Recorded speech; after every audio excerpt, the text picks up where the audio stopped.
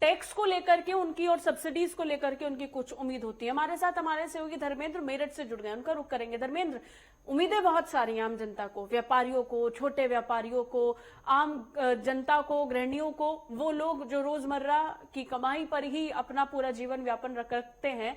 बढ़ती महंगाई के बीच में ज्यादा बजट लाने की तैयारी में सरकार में है और जनता की उम्मीदों पर खड़ा उतरना भी एक बहुत बड़ी परेशानी हो सकती है, या फिर इसको लेकर के खुद को साबित करने का ये भी एक बहुत बड़ा वक्त है मौजूदा सरकार के लिए, वो भी तब जब 2022 में चुनाव भी है। धर्मेंद्र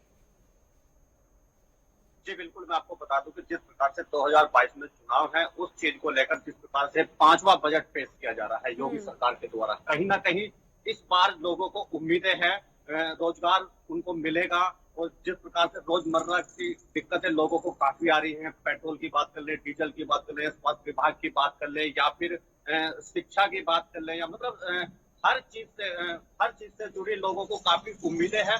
क्योंकि अब की बार ये लास्ट बजट उनका होगा और उसके बाद में जो 2022 में जो चुनाव आने हैं, हो सकता है उन चीज को देखते हुए अब की बार जो ये बजट हो उसमें लोगों को खुशहाली लेकर आए। क्योंकि जिस प्रकार से लोगों को काफी दिक्कतें हो रही है, पेट्रोल के दाम बढ़ रहे हैं लगातार, हर चीज पर दाम बढ़ते जा रहे हैं, एलपीजी की बात कर ले, सब्सिडी की बात कर ले, किसी भी प्रकार की बात कर ले।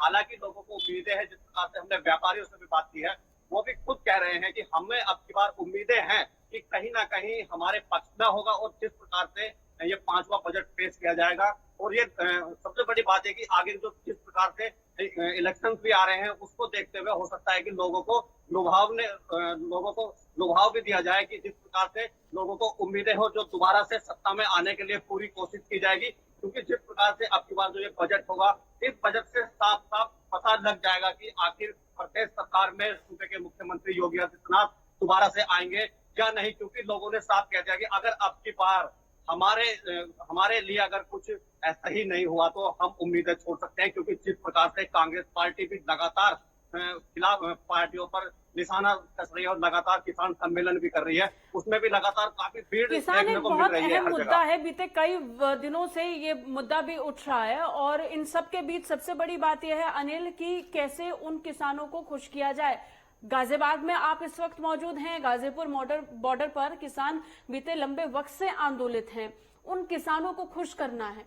पश्चिमी उत्तर प्रदेश में खास तौर पर किसान सरकार को लेकर के नाराज नजर आ रही है और उन तीनों कृषि कानूनों को लेकर के नाराज नजर आ रही है। तो ऐसे में इस समय में जब सरकार लगातार ये कहती रही कि गन्ना भुगतान बहुत बड़े स्तर पर हुआ है, पिछली सरकारों के मुकाबले मौजूदा सरकार ने बहुत ज्यादा रिलीफ भी दी है किसानों को और उसके साथ साथ भुगतान भी किया है, तो ऐसे में इस बजट को लेकर के भी देखना होगा कि किसानों की उम्मीदों पर कितना सरकार खरा उतरेगी।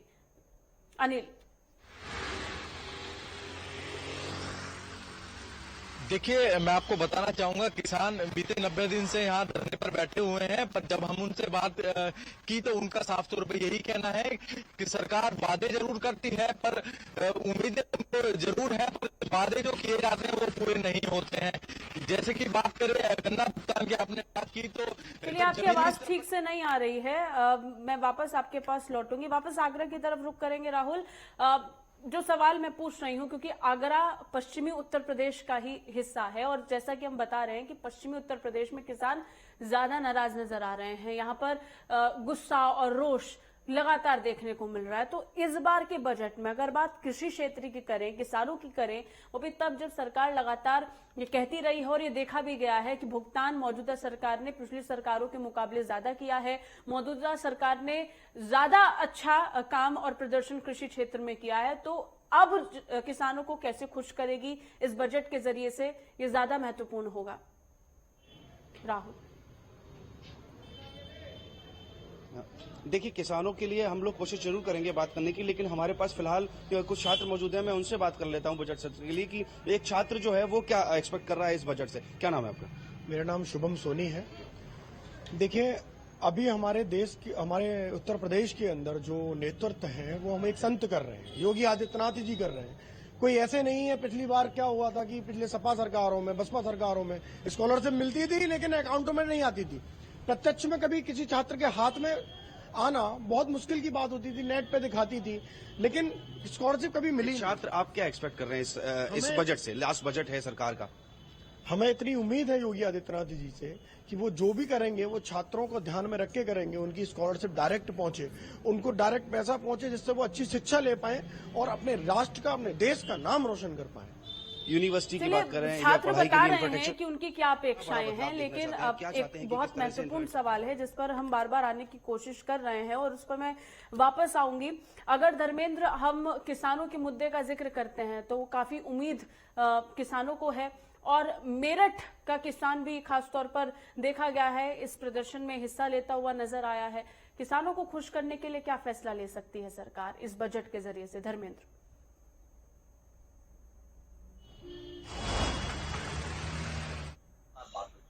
और जिस प्रकार से अब ये बजट पेश होने जा रहा है, किसानों को कहीं ना कहीं उम्मीदें हैं और उनको राहत मिलने की काफी उम्मीदें बताई जा रही है, क्योंकि उन्होंने साफ कह दिया है कि अब की बार जो बजट आएगा हो सकता है कि किसान साफ कह रहे हैं कि हमारे हित में होगा, क्योंकि जिस प्रकार से पिछले 90 दिन से जो किसान का जो धरना प्रदर्शन चल रहा है, लगातार मेरठ से भी लोग किसान वहां पर जा रहे हैं और राकेश टिकैत के आह्वान पर जगह जगह जिस प्रकार से रेल मार्ग को रोकना या इन चीजों को रोकना, लेकिन कहीं ना कहीं उम्मीदें हैं। किसानों ने कहा है कि अब की बार कहीं ना कहीं हमें योगी सरकार से उम्मीदें हैं कि हमारे पक्ष में इस बजट में कुछ ना कुछ ऐसा होगा कि जिस प्रकार से हमें उसको बेनिफिट मिले।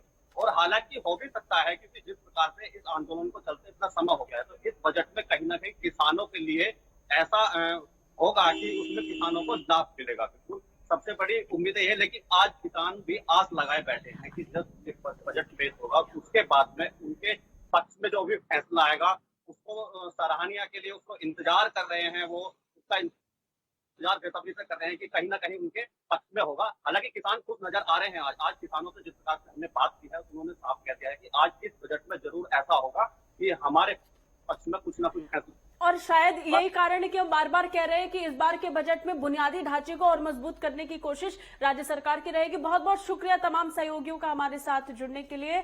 और इस बीच अब से थोड़े वक्त का इंतजार और है, ठीक 11 बजेंगे और 11 बजे के बाद उत्तर प्रदेश को बड़ी सौगात बड़े बजट के रूप में उत्तर प्रदेश सरकार दे देगी, जिस पर चर्चा का दौर भी शुरू होगा बजट सत्र के दौरान और वो पल पल की अपडेट हम आप तक पहुंचाते रहेंगे। फिलहाल के लिए बस इतना ही। देश और दुनिया की तमाम खबरों के लिए आप देखते रहिए नेटवर्क 10। जय हिंद।